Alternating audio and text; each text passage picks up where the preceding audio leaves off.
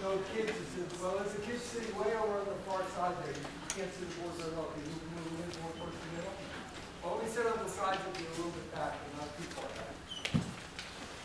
Okay, welcome to Mathpath2014.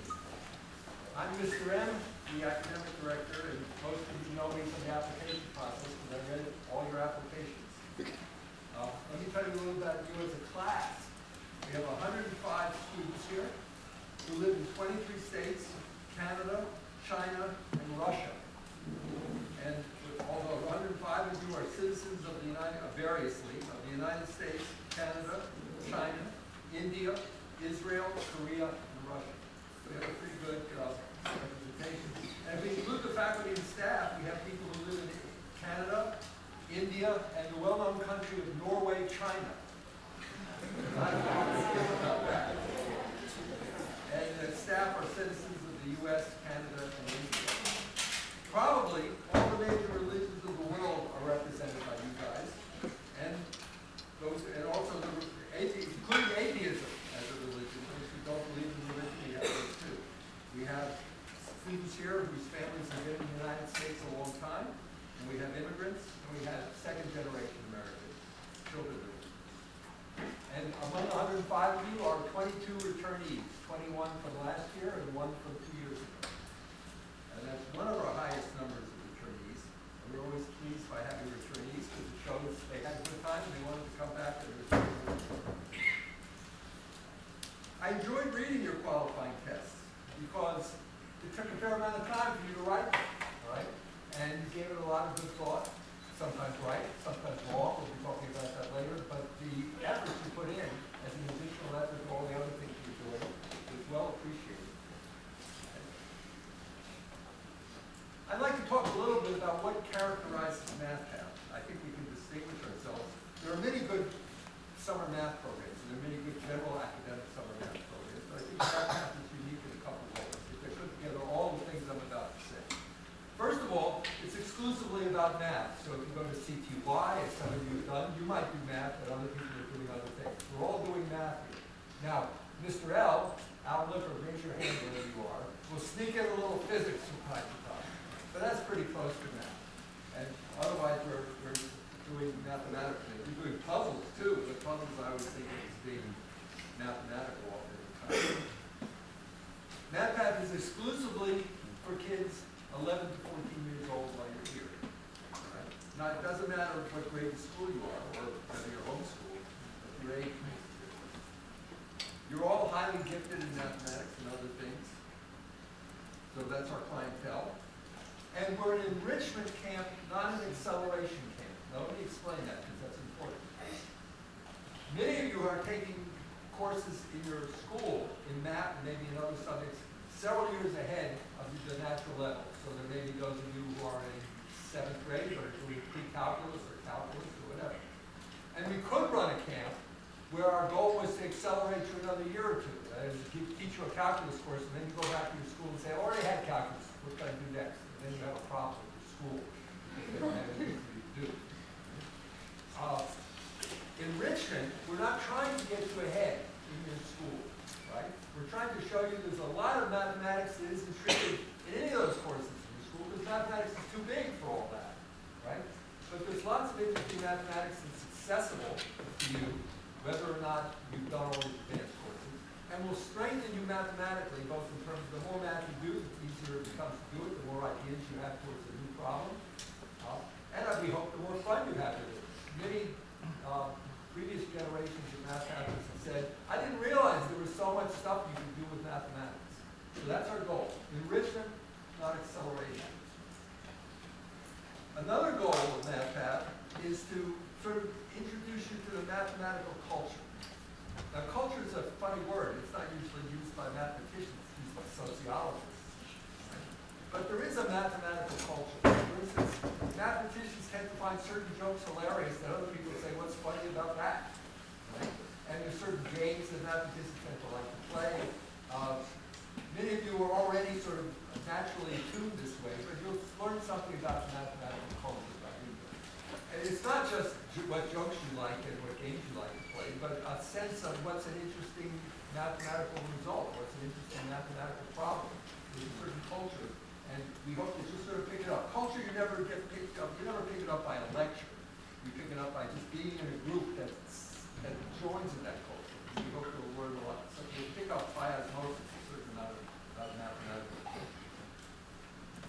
There are many threads at Mathpath.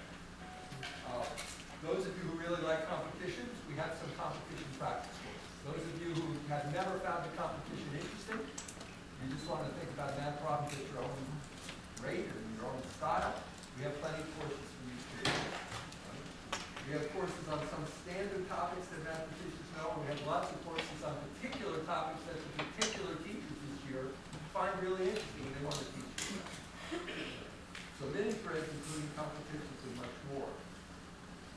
Another thing that characterizes Mathpath is you guys. I already said that I described you as 11 to 14 years old, but there's a certain quirky nature to a lot of kids who like mathematics. Quirky not in a bad sense, in a good sense. Right? And again, I won't try to describe it, except that the sort of kids who like it here, they're not necessarily the same kids who might go to English camp. Another thing that characterizes us is we have excellent teachers and counselors who like kids like you. Okay? Maybe because they're a little bit like you themselves and they like to be a little bit kid-like still as they grow older.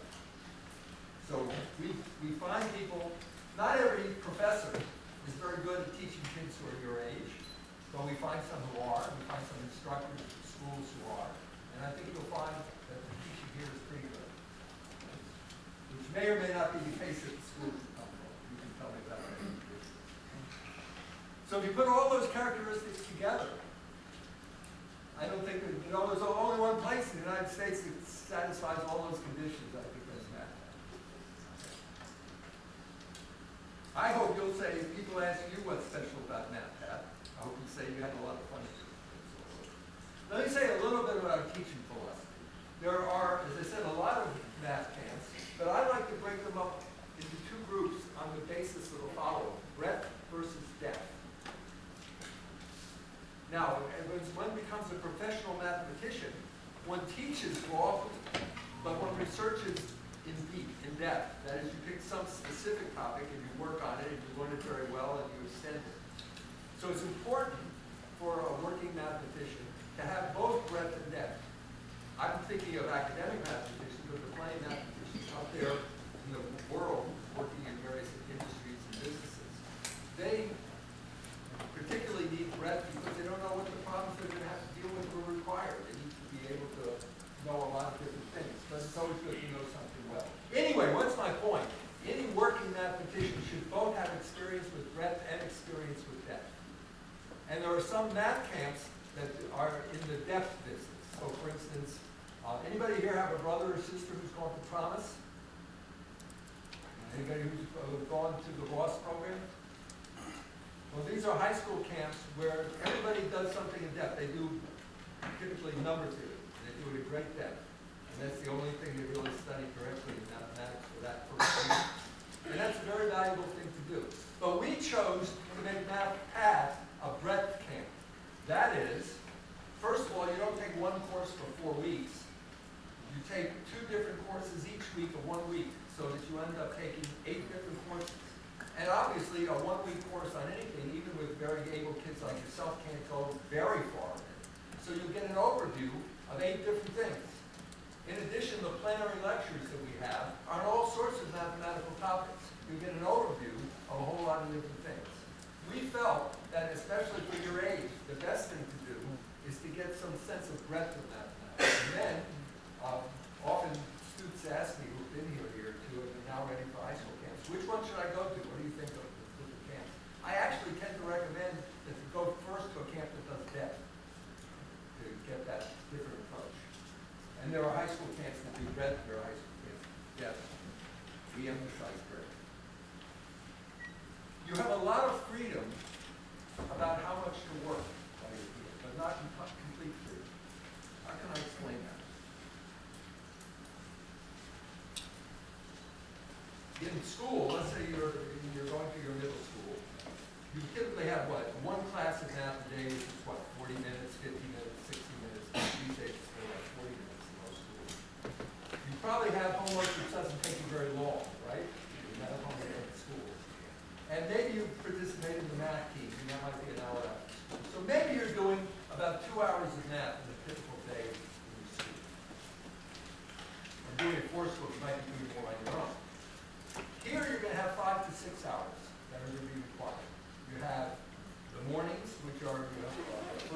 breakout, sorry, the first plenary, then the breakout for the plenary, that adds up to about 3 hours. In the afternoon, there's one breakout of an hour and 20 minutes, plus a short plenary. And then that comes down to about 5 hours. And then there's the hour of conferencing time. In the evening, we'll talk about that a little later. That comes to another hour. So there's 6 hours where you have to actually be present. Now, some of you guys want to do math 24/7, and we'll let you do that, okay? But we deliberately have broken up the day so there's 2 hours in the middle of the early afternoon where you're free to do what you want, and there's 2 hour, an hour and a half after dinner where you're free to do what you want. You can do more math, you can play soccer, you can do all sorts of different things. What am I getting at? The high school math camps and professional mathematicians are spending all day doing mathematics. We're not doing all day because we figure 6 hours is a lot more than the 2 hours you had in school, and that'll be enough for some of you. Okay? It won't be enough for others. That's where the freedom comes in. What to do between 6 hours a day and 14 or 15 waking hours during the day, you have a lot of freedom to do in the time that you won't require mathematics. And I hope you'll use that freedom in a good way to do things that are interesting to do and fun to do. Okay? All right.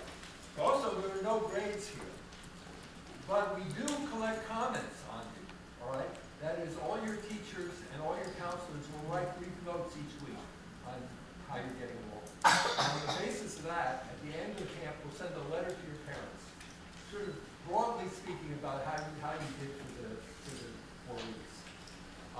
Mostly it'll just be general information about how the camp works, but there'll be a little bit of particular things about what you studied and how you did. So we are observing you, all right? We're observing you, not like a big brother sort of thing, but in the sense that we're observing you to hope that you do well. We encourage you to do well and to help you over the rough stuff. But yeah, I hope you'll enjoy having no grades and rarely quizzes. But there is a limited amount of required homework. All right, let me talk about that. All the instructors have been told you should give some homework each day to the students. It can be through a certain number of problems. What I like to do is I typically give 5 or 6 problems you haven't talked about in class and say, do at least one of them and do more if you like. And I ask the instructors to report back to me in their comments, did you do the homework that was required? So the total amount of homework that's required should take about 40 minutes. It's not a lot. But we do ask you to do it, and if instructors report to me that one of you is not doing homework, we'll be on your case. Okay? That is, you have a lot of freedom, but there are some minimal requirements for what you do. And the reason for the homework is just, as it always is to follow up the ideas in class and make sure you understand it well. An interesting question is, what would be most valuable to you about Mathpath when you look back at it several years from now? And it might be things that you learned mathematically, but I bet it will mostly be the people you meet. You remember particular people, you become friends for life with them, you Skype them all the time, years from now. I think that's probably the attitude towards mathematics and the other people you meet will probably be the things that are most, that you remember the best. All right, I already talked about homework. Let me talk about you a little bit. All right, I already told you some statistics about you. One of your moms put it very well. I asked her mom whether her daughter or son was excited about coming here or anxious about coming here, thinking I was the one who initiated the stay. And the mom said, I think my child is 80% excited and 20% nervous. That's actually reasonable. That's very reasonable. You should be a little nervous doing a new thing if you haven't done anything like this before. But we hope that you'll soon stop being nervous. I watched you guys playing cards in the lounge last night, and see they're already getting enculturated. For some of you, it's the first time away from home, or the first time away from home for a long time. And the counselors will be watching again to make sure you're adjusting to it well. Usually the adjustment's very easy, sometimes it's hard. It varies from person to person. It may be the first time that you've been surrounded by so many other kids who are strongly interested in mathematics. And that should be a lot of fun because you have a lot of things, common interests to talk about. Some of you, that's not true. You come from areas of the country where there's a strong math culture and there are math circles and there are math clubs that interact with each other. Some of you are for the first time meeting a whole lot of other people who like math. I hope that's a lot of fun. All right. So I hope you get over B words soon, but if not, the counselors will know to talk to you about it and try to make things work out. Now here's one thing that you may worry, if you're a little bit worried, you may get even more worried, but I wanted to make sure you shouldn't. At school, how many of you at school, when your teacher explained something, you already knew it a couple of weeks ago? Right? That's very common for kids who are here. People are going to lecture here, and not only did you not understand it 3 weeks ago, you don't understand it when they're lecturing to you. And you say, oh, I didn't understand that. Uh-oh. Yes, Alex. Were you raising her? You were raising her hand. Yeah. You want to say something? No, I was saying that happens a lot. That happens a lot. Okay, and you might say, oh, I guess I can't do math anyway, after all because I'm not smart enough. That's wrong. Professional mathematicians who go to talks by other mathematicians all the time are used to not understanding what they're hearing from other mathematicians. Now, when I say not understanding it, they get the general gist of it, but the details go by too fast. And that's okay, because if we insisted on learning mathematics at the rate that we would only listen to talks where we thoroughly understood it, we would actually not know about very much of mathematics.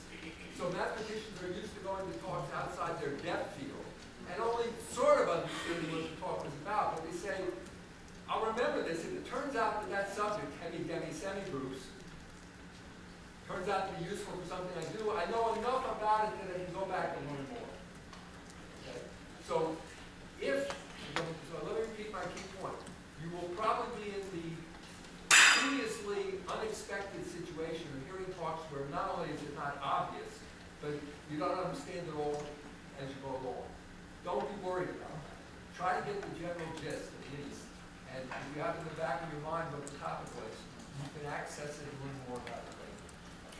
So I just want to, that's not, if you don't understand something thoroughly when it's spoken here, that's not a sign that you were the one admissions mistake. Something that happens to a lot of people. So if you're worried, concentrate on the things that you find exciting, and the rest will work out. But again, your counselor will be looking to see if she or he sees signs of worry, and you can be explicit about it. Counselors, I think, are good people to talk to, and if you're worried about something, let your counselor know. Okay, my hopes for you at camp. What I hope you'll get out of it. Right? First of all, I hope that you will come out with even much more interest in math than coming in.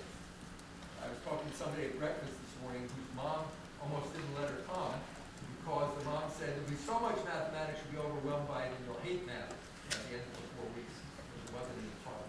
My hope is that you'll love math even more because you found a lot of stuff interesting and a lot of things that you sort of understood. You'll know you can come back to later. You will know some things in my hopes that you didn't know before. You'll know some things well. You will know about many things that you know you don't really understand, but you want to understand. Okay? You will also know a lot of great new puzzles, problems, and jokes. And you'll have many new friends, and you'll have a lot of fun. Returnees, I hope, was that more or less what you remember from last time here? Yes. Yes. Okay. So we're pretty good at meeting those hopes, I think. But that's my hope, all right? You and it usually works out well. I just finished with a couple of quotes from parents over the years. So we asked the parents after you get home and they've had a chance to talk to you for a while. Or maybe you don't talk to them. And sometimes parents say, well, my son didn't tell me anything about what I've done. I hope you'll talk to them a little bit. And some of you talk to them a lot. One parent wrote in and said, my son made new friends and learned how to do laundry. So actually, that's a good thing. If you don't know how to do laundry, you learn it here because we're not going to do it for you. Right? And you get a little pressure in mind with that.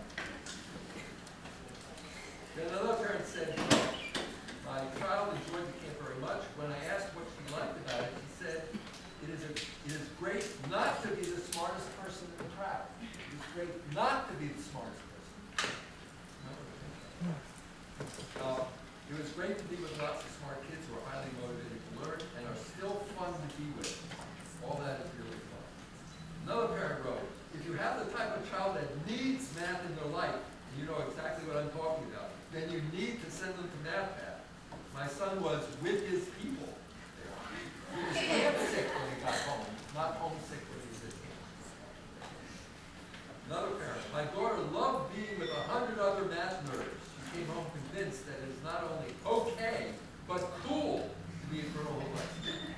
I hope we can do more of that too. And finally, here's a son who actually did talk to his parents. He had one sentence. He said, when they asked him what's Mathpath, he said, it's an awesome camp for cool people.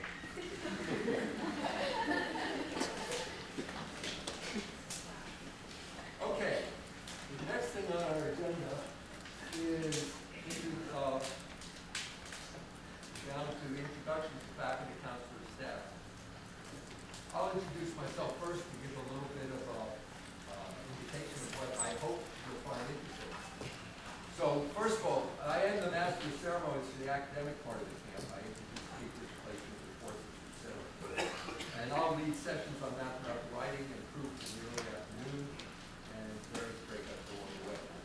I live in Swarthmore, Pennsylvania, which is near Philadelphia, and I'm a professor of mathematics at Swarthmore College. Which reminds me, people here, instructors and counselors, come from a variety of top colleges and universities. And you guys may already be thinking about colleges. Your parents are already thinking about colleges for you. So find out where people that are the counselors and the staff come from, where they went to school, and I think you'll learn a lot of good ideas about what to look for in later education. So, as I say, I'm a professor at Swarthmore, which is near Philadelphia. I grew up in Silver Spring, Maryland. There are not many Marylanders here this year. I think there's two, right? Marie and Vincent.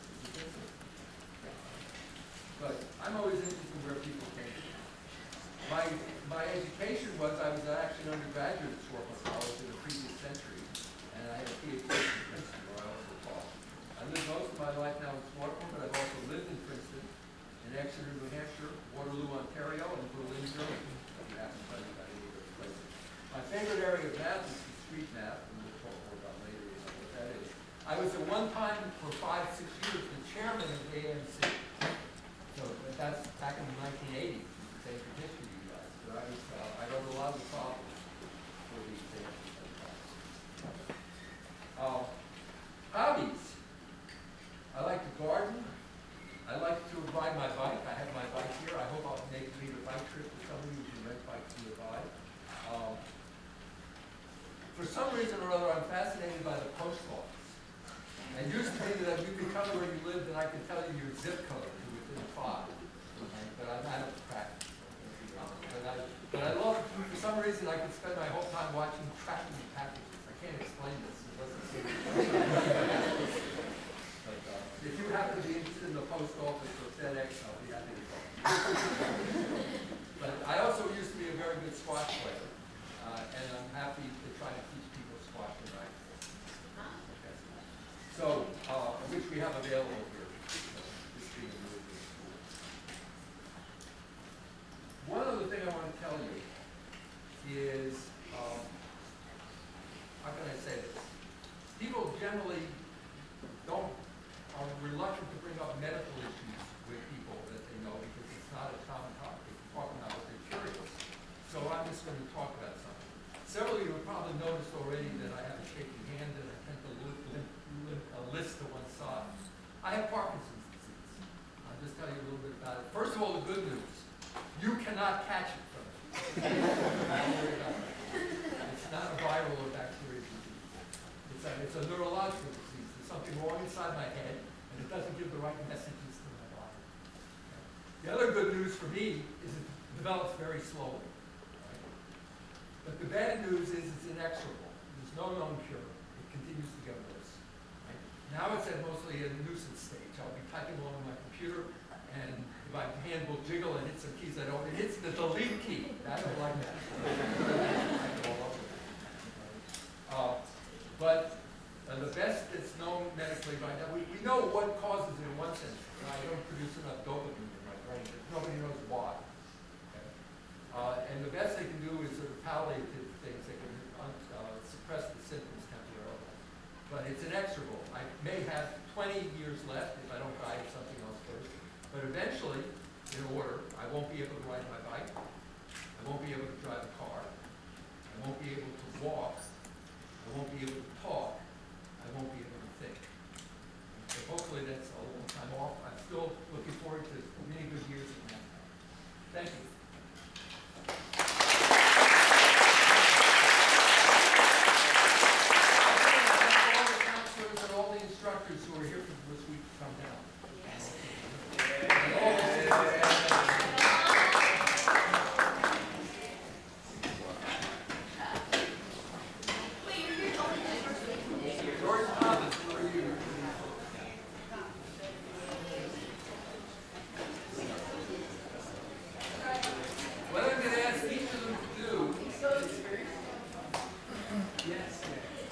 say who they are, what their job here is, what their job is in the real world, so it's what they're doing when they're not in Mathpath, and hopefully something about their hobbies or what they find fun to do. Okay?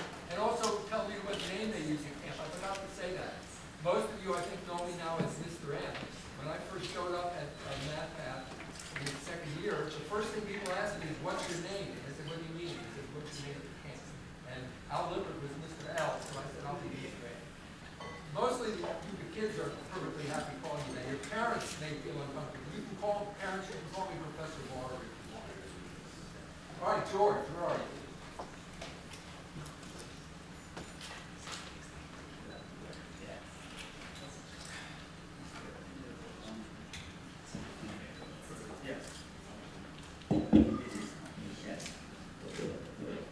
I'm George Thomas.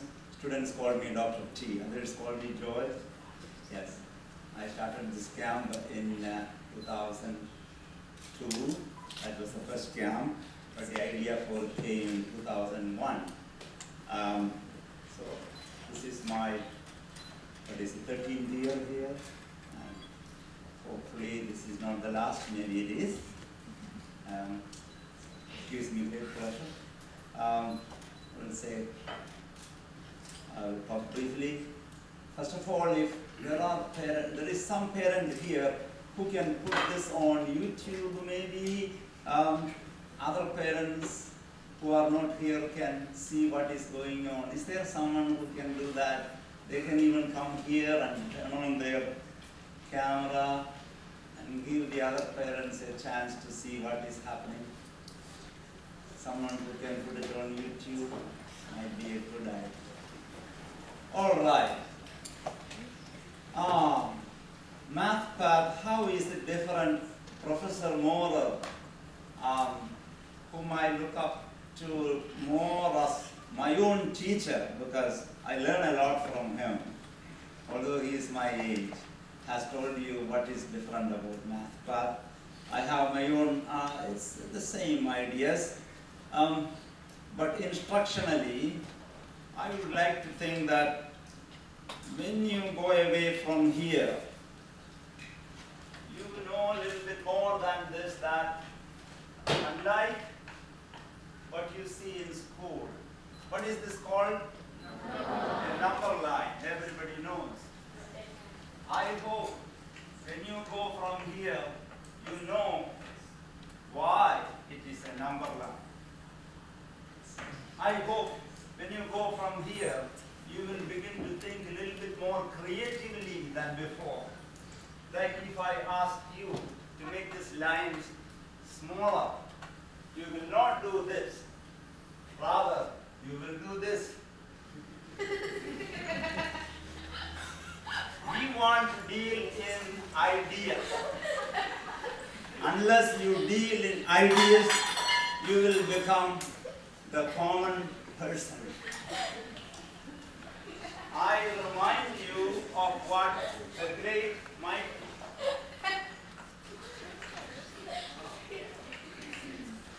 Angelo said. The greater danger in life, is keeping your aims too low and achieving them.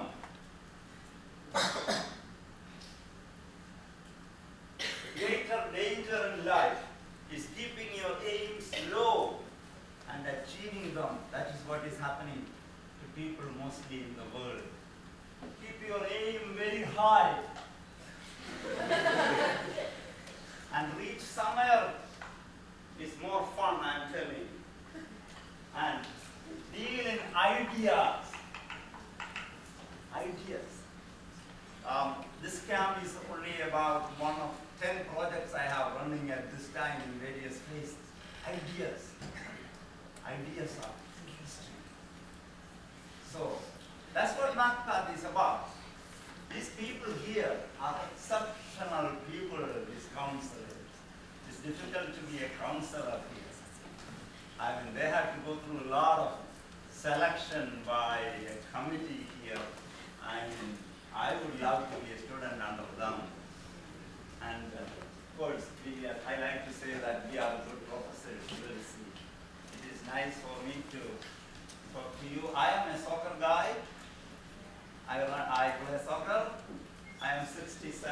years old, and I am a runner too. And so Mr. Sumner, he may not be running this year.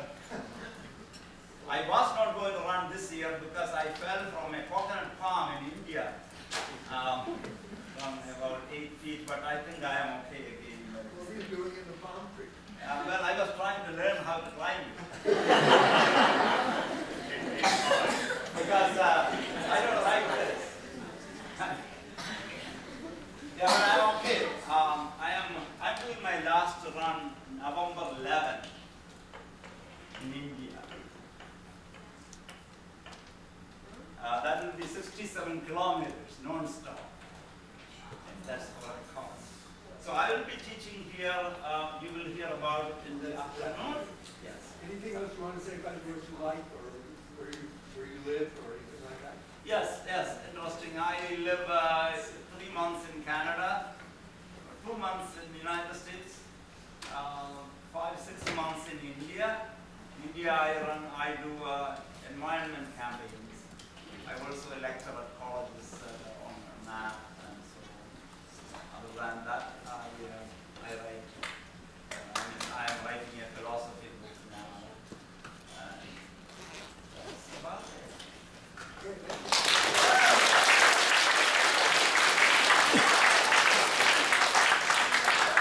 Alternate staff, faculty, and counselors. So one counselor, and then another faculty. So Nicholas, take 1, 2, 3.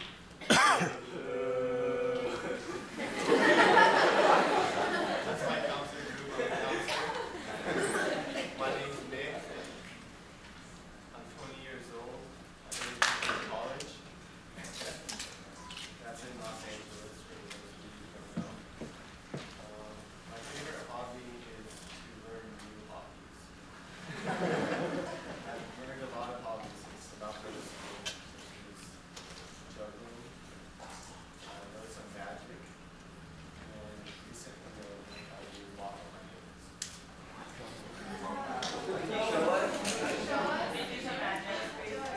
walk on my hands. For the talent show. For the talent show.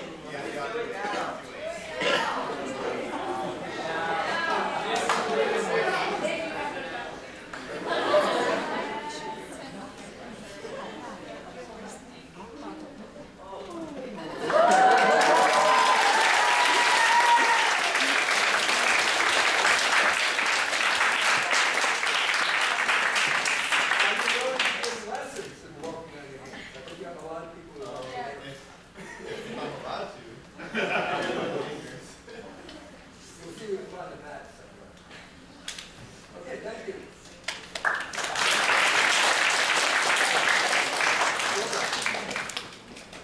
I'm Sylvie Chang. I'm originally from New York City.